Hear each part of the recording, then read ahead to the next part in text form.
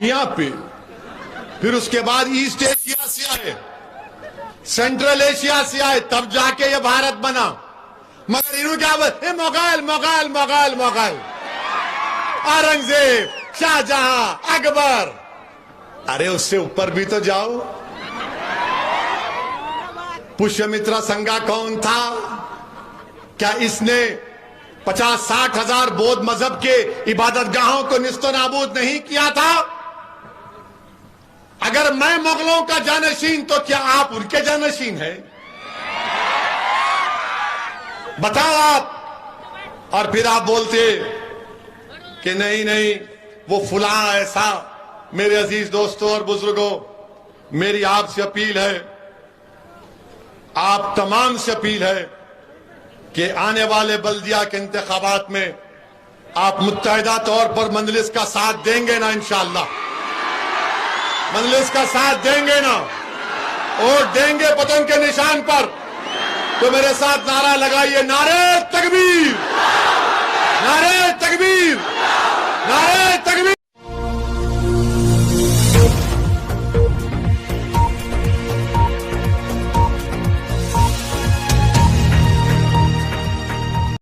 सल्लम से मोहब्बत और अदब है।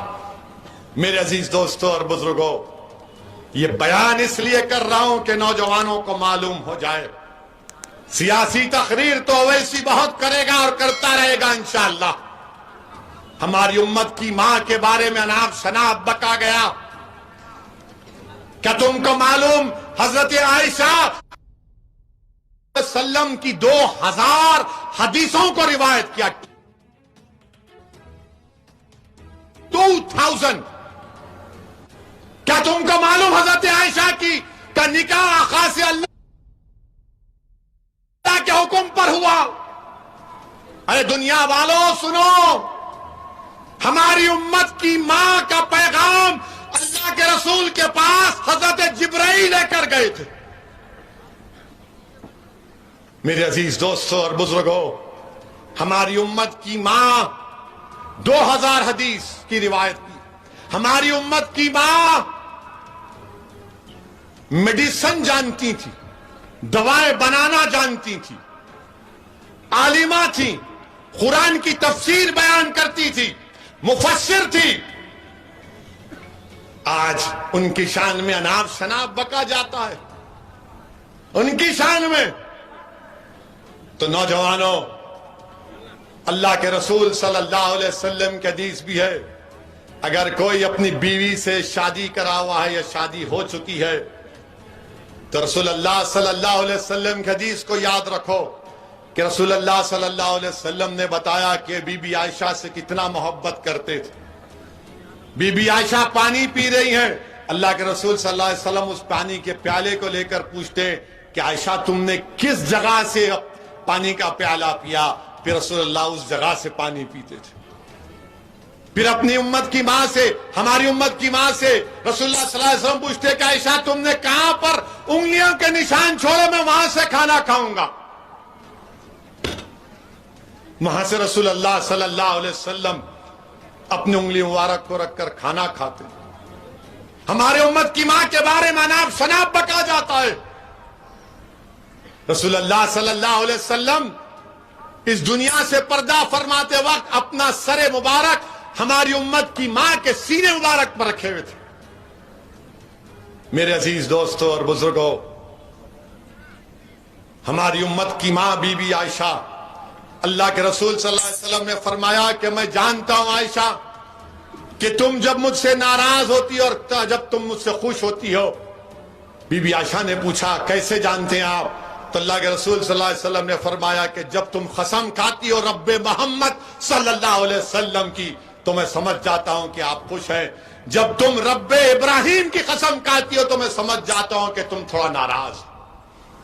नौजवानों, ये इसलिए बोल रहा हूं कि अपनी बीवियों से अच्छा सलूक करो। लोग आज के जमाने में बोलते, अरे ज्यादा गुलामी कर रहा रे तू जोरू की। याद रखो, बीवी से मोहब्बत करना, बीवी का ख्याल रखना, ये सब हम देख रहे हैं ना। हदीस में आ रहा है क्या तुम जानते अल्लाह के रसूल सल्लल्लाहु अलैहि वसल्लम की और बीबी आयशा की रेस हुई, रेस हो रही है, और ये पागल अनाप शनाप बकते हैं। और अगर तुम बीबी आयशा की जिंदगी को पढ़ लोगे तो तुम कलमा पढ़ लोगे और बोलोगे अशहदु अल्ला इलाहा इल्लल्लाह व अशहदु अन्ना मुहम्मद रसूलुल्लाह। सिद्दीक़ अकबर खड़े रहते और बोलते कैसा तुमने कहा रसूलुल्लाह। जब वो चले जाते तो आका फरमाते हैं देखे मैंने तुमको कैसे बचाया। मेरे अजीज दोस्तों और बुजुर्गों, बहुत सी बातें, मगर ये जालिम लोग बीबी आयशा हमारी उम्मत की मां के बारे में, बीबी आयशा सबसे ज़हीन थी, सबसे ज़हीन। सहाबा आकर दीन के मसले पूछते थे बीबी आयशा के पास। मेरे अजीज दोस्तों और बुजुर्गों, नौजवानों अपनी बीवियों से मोहब्बत करो, अपनी बीवियों से मोहब्बत करो, कोई शर्माने की जरूरत नहीं है, मगर इस्लाम के दायरे में रहकर मोहब्बत करो, इंसानियत के दायरे में रहकर मोहब्बत करो, अदब और अखलाक को मलूज रखो। पढ़ो, दीन पढ़ो, मुसलमानों दीन पढ़ो। कोई आकर बोलेगा अरे बोला ऐसा उसने, तो आप जब दीन पढ़ेंगे आपको मालूम होगा।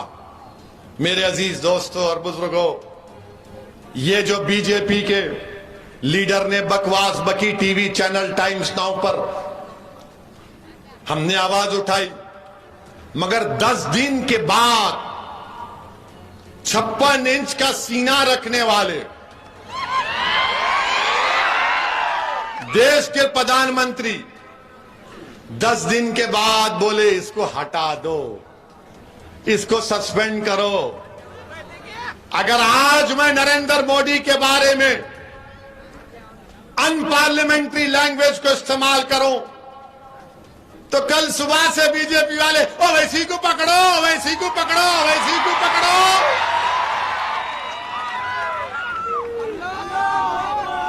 आप बताइए 10 दिन के बाद मोदी को ख्याल आया, हम पुकार रहे हैं, बोल रहे हैं, मगर टस से मस नहीं होते मित्रों।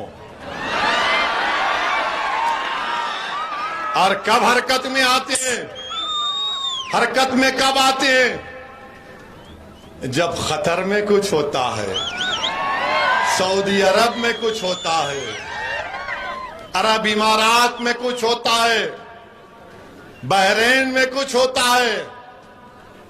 जब प्रधानमंत्री बोलते हैं अरे गड़बड़ हो गई रे बाप, अब तो मैं चाय भी नहीं पिला सकता इनको, तब प्रधानमंत्री को ख्याल आता है मोदी को, हो बहुत बुरी तरह। आपको मालूम कि 50% ऑयल वहां से आता, 40% गैस कतर से आती। मतलब कौन लोग बोल रहा आपको?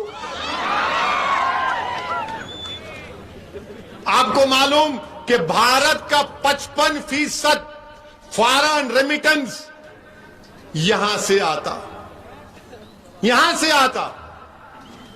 8 मिलियन लोग यानी 80 लाख लोग भारत के वहां काम कर रहे हैं। देश के प्रधानमंत्री कभी सोचो आप, अगर उनको कुछ हो जाएगा वहां के मुल्क में, वहां पर उनकी जान और माल को खतरा पैदा हो जाएगा तो क्या होगा देश के प्रधानमंत्री? मेरे अजीज दोस्तों और बुजुर्गों, देश के प्रधानमंत्री को भारत के मुसलमानों की तकलीफ नहीं पसंद आती, इनको भारत के मुसलमानों की तकलीफ नहीं दिखाई देती, इनको पीर और अखलाक की मौत नजर नहीं आती, वसीम शेख की दुकान की बर्बादी नजर नहीं आती मोदी को, नरेंद्र मोदी को दिल्ली में गरीबों की दुकानों को तोड़ना नजर नहीं आता। भारत के प्रधानमंत्री को उनकी पार्टी का स्पोक्स पर्सन जो रसूलुल्लाह सल्लल्लाहु अलैहि वसल्लम की शान में नाम शनाब बकती हैं, वो मोदी के कानों को सुनाई नहीं देता। 20 करोड़ मुसलमानों की तकलीफ को अगर मोदी नहीं समझेंगे तो किसकी समझेंगे? तो नरेंद्र मोदी को समझ में आया सऊदी अरब में क्या होगा, यूएई में क्या होगा, टर्की में क्या होगा, बहरीन में क्या होगा, ओमान में क्या होगा। यहां की इनको तकलीफ नजर आई। अफसोस भारत के वजीर आजम, आप तो बार बार भारत की मोहब्बत के दावे करते हैं, मगर भारत की सरजमीन पर बसने वाले गयूर मुसलमानों की तकलीफ आपको समझ में नहीं आई। मेरी पीड़ा आपको नजर नहीं आई।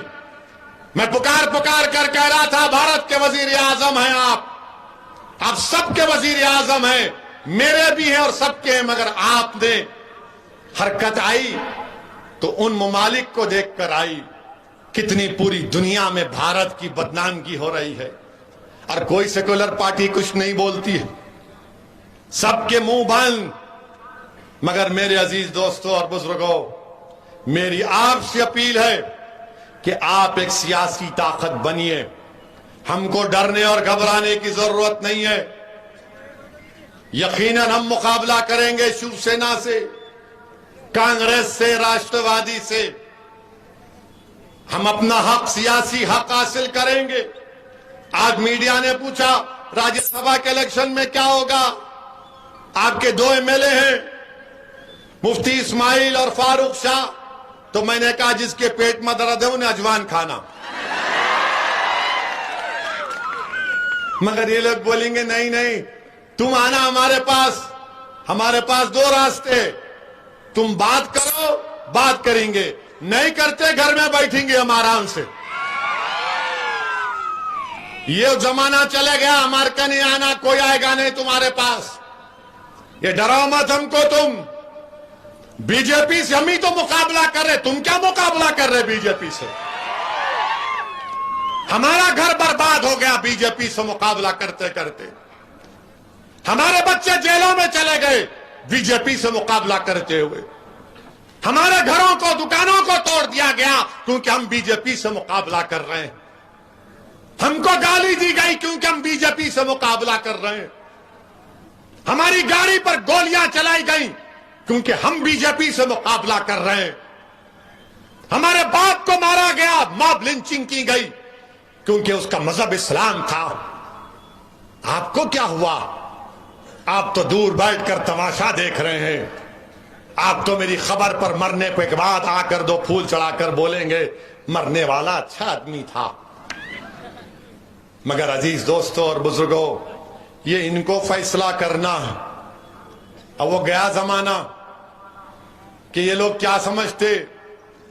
एक कहावत है दखन में कि गरीब की जोरू सबकी भाभी कहते हैं। वो गया जमाना। अब बातचीत बराबरी की होगी। यकीनन हम भी चाहते हैं कि मालेगांव विधानसभा में करोड़ों रुपए के तरक्याती काम करवाए जाएं। ये मालेगांव की आवाम का हक बनता है। महाराष्ट्र के मुसलमानों को रिजर्वेशन मिलना है। जब मराठों की बात होगी तो मुसलमानों की बात होनी चाहिए। मैं मराठों से कम नहीं, मैं बराबर हूं मराठों के, याद रखो। अगर उनको मिलेगा तो मुझे ही मिलना चाहिए। ये नहीं हो सकता कि तुम गुलाब जामुन खाओ और मैं हसरत भरी निगाहों से देखूं कि कब आएगा कब आएगा। याद रखो, और गुलाब जामुन उसको मिलेगा और मुझे नहीं मिलेगा तो पूरी मिठाई की दुकान उठाकर लेकर चला जाऊंगा मैं।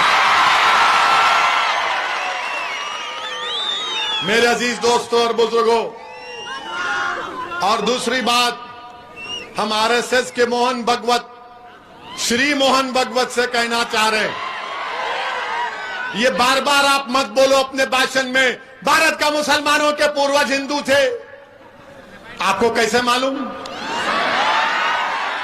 आप डीएनए कराए थे क्या? भारत कैसे बना मालूम आपको? इंडो पाक बर्रे सगीर कितना टाइम है? 3 मिनट।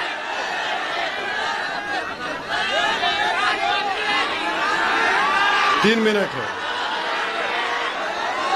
तो भारत कैसे बना? भारत, इंडिया जो मौजूदा बर्रे सगीर जिसको कहते हैं, 65,000 साल पहले अफ्रीका से लोग आए थे। अब पूछिए आरएसएस वालों से, है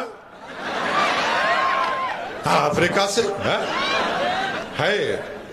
फिर उसके बाद 45,000 साल पहले ईरान से किसान आए थे। हाँ, ईरान से आते यहां पे। फिर उसके बाद ईस्ट एशिया से आए, सेंट्रल एशिया से आए, तब जाके ये भारत बना। मगर इन्हों क्या बोले, मुगल मुगल मुगल मुगल, औरंगजेब, शाहजहां, अकबर। अरे उससे ऊपर भी तो जाओ।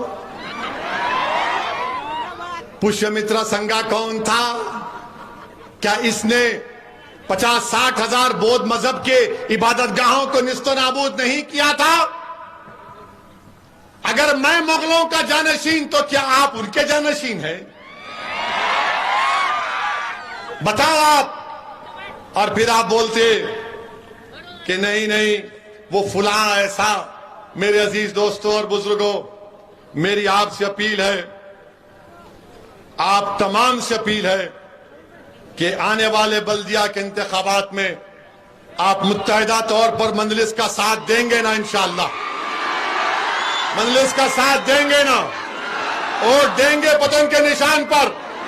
तो मेरे साथ नारा लगाइए, नारे तकबीर, नारे तकबीर, नारे तकबीर।